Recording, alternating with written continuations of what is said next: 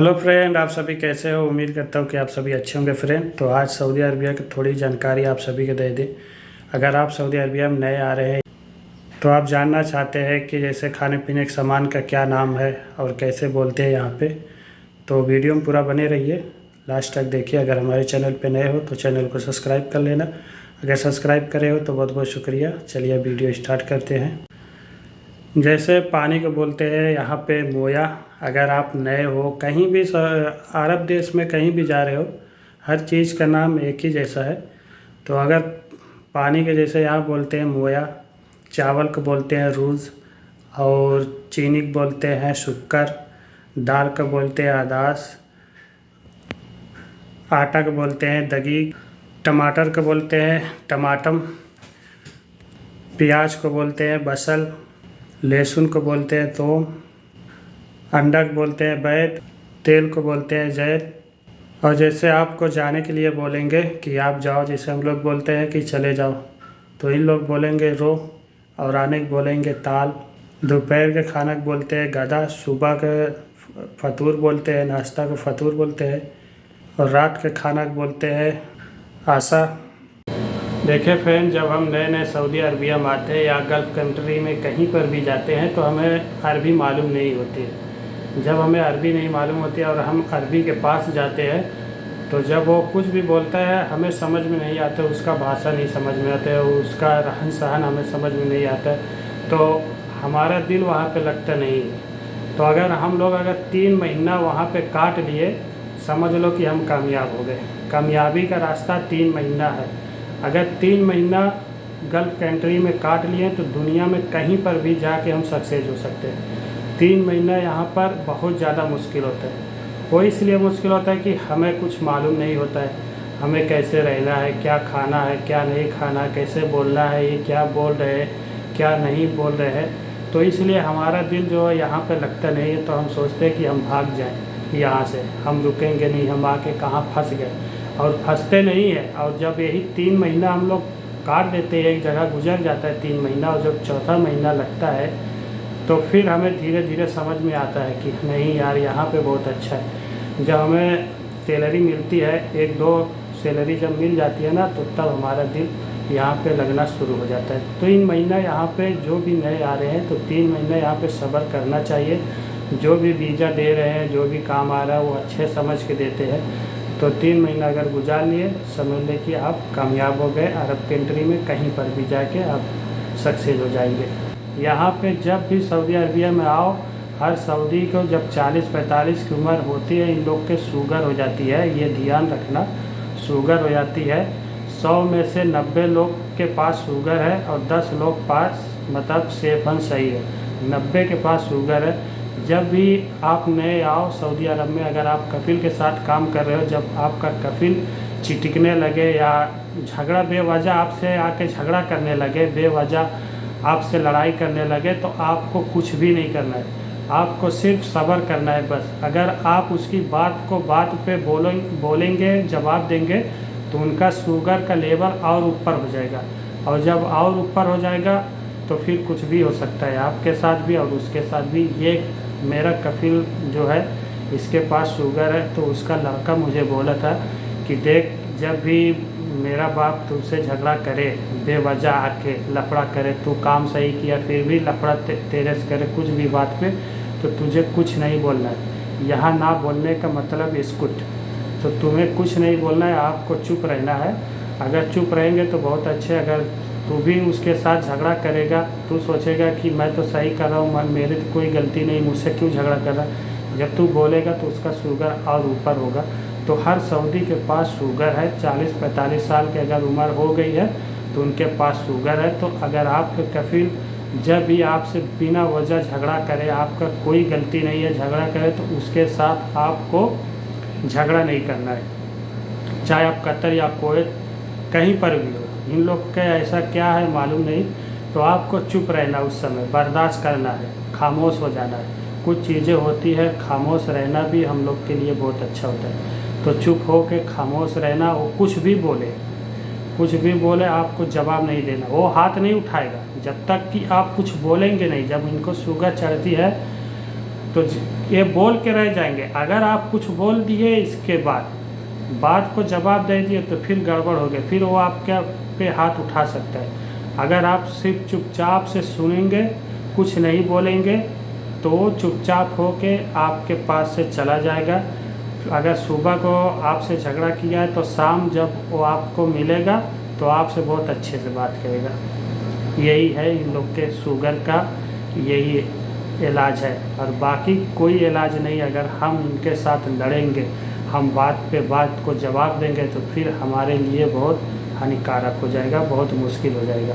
तो ये आप लोग अगर नए आ रहे हैं, अगर पुराने भी हैं, अगर आपका कफिल बेवजह झगड़ा कर रहा है तो आपको इसके बाद का जवाब नहीं देना है। अगर आप जवाब दोगे तो आपको ये हाथ उठा देगा, और जब हाथ उठा देगा, एक बार अगर हाथ उठ गया तो फिर वो जब चाहेगा तब आपको पीट के चला जाएगा। अगर आप चुपचाप होके खामोश होके आप उसकी बात सुन लेंगे, फिर शाम होते होते फिर वो आपको जब मिलेगा तो आपसे सही से बात करेगा। आप सोचेंगे मेरे से झगड़ा किया, मैं इसके साथ नहीं बोलूँगा, लेकिन वो आपसे खुद बोलेंगे, सलाम दुआ करके आपसे बात करें। तो फ्रेंड, ये थोड़ी सी जानकारी थी, सोचा आप सभी को बता दूं।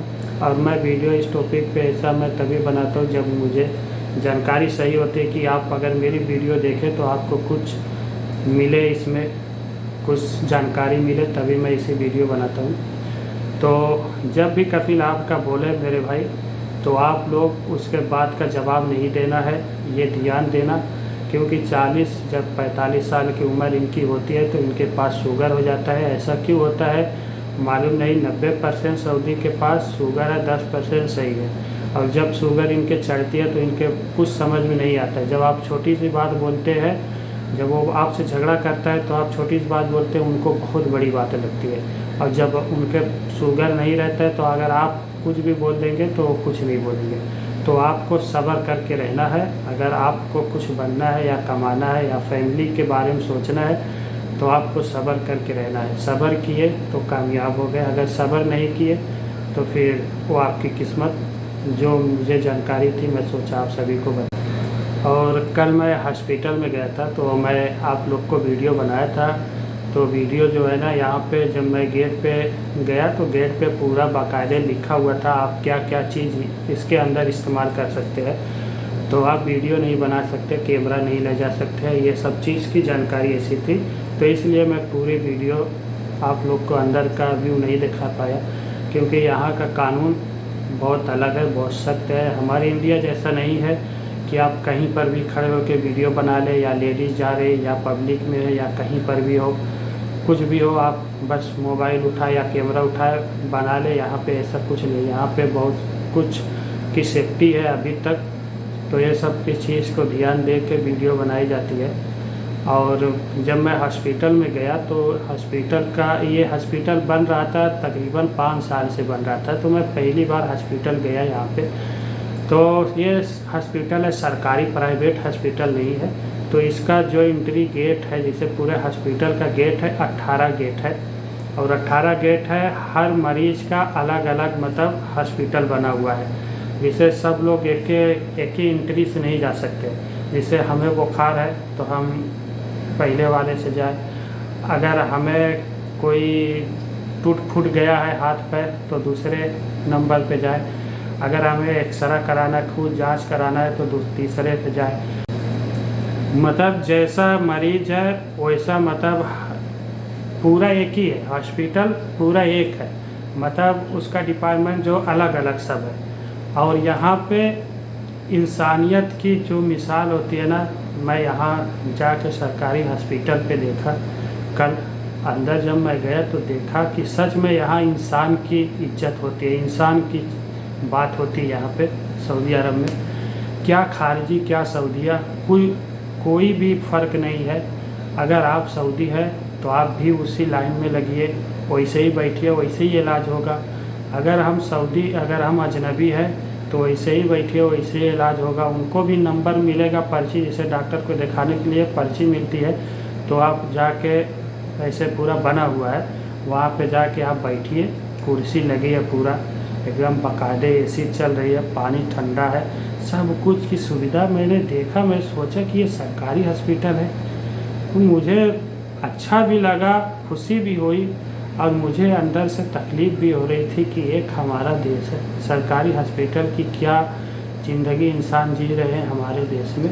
कहने को तो नहीं चाहिए और मैं बुराई नहीं कर रहा हूँ। यहाँ कोई पैर तोड़ के बैठा इंडिया में, कहीं वहाँ पैर तोड़ के, कहीं मरीज़ गिड़गिड़ा रहे हैं कि कब आएंगे डॉक्टर नर्स, हमें देख लो, उनको हमें देख लो, ये हमारा रिपोर्ट है, ये उनका रिपोर्ट है। बच्चे को कहीं रो रहा है, मरीज़ कहीं तड़प रहा है। यहाँ पर ऐसा कुछ नहीं मैंने देखा, सरकारी हॉस्पिटल ऐसा मैं कुछ नहीं देखा। यहाँ पे सबका इलाज सबके एक नज़र से देखते हैं। ऐसा कुछ नहीं कि हम अजनबी हैं, ये सऊदी है, ऐसा नहीं है। यहाँ इंसान की इज्जत होती है, ना जात, ना पात, ना कंट्री, ना कौन। आप इंसान हो, इंसान की यहाँ पे इज्जत हो रही है, यहाँ इंसानियत की बात हो रही है। और ये जो सरकारी हॉस्पिटल है, ये हॉस्पिटल सिटी से थोड़ा से 5 किलो पहले पड़ता है। मतलब आजू बाजू कोई दुकान ऐसा कुछ नहीं, पेट्रोल पंप ऐसा कुछ भी नहीं है, लेकिन हॉस्पिटल के अंदर पूरी सुविधा है। पूरी सुविधा का मतलब ये है कि आप जिस गेट से मतलब जा रहे हैं इलाज करवाने के लिए अंदर, तो आप जब अंदर जाएंगे तो अंदर एक बूफिया यहाँ बोलते हैं, जैसे चाय पानी के लिए, कॉफ़ी के लिए सैंडविच मिल गया और थोड़ा बकाला है, दुकान है, पेप्सी, पानी, चिप्स, नाश्ता का सामान, ये सब चीज़ के लिए थोड़ा से जगह बनाए हैं कि जैसे मरीज़ अगर कोई है, रात हो गई है, यहाँ आजू बाजू तो दुकान है नहीं, तो अंदर पूरी सुविधा है। आपको नाश्ता की ज़रूरत है, खाने की ज़रूरत है, तो आप थोड़ा से अपने अंदर भूख मिटा सकते हैं। पूरी सुविधा आपको बनी है, आप बैठ के थोड़ा से रेस्ट ले सकते हैं, वहाँ पे खा सकते हैं। आप जिस गेट से 18 गेट है, पूरे 18 गेट पे ये पूरी सुविधा है। और एक बात और, अगर आप नए नए सऊदी अरबिया आ रहे हैं, आपका कोई भी आजू बाजू नहीं है, दूर दूर तक यहाँ पे नहीं है जैसे आजू बाजू, तो आप इंडिया से जब भी आएँ, कहीं पर भी गल्फ़ कंट्री में जाएँ, तो आप वहाँ से 200 रियाल का, अगर आप कतर जा रहे हैं तो कतर का रियाल 200, कुवैत जा रहे हैं तो कुवैत का मतलब 30 दिरहम या 20 दिरहम अपने पास में पॉकेट में लेके जाइए।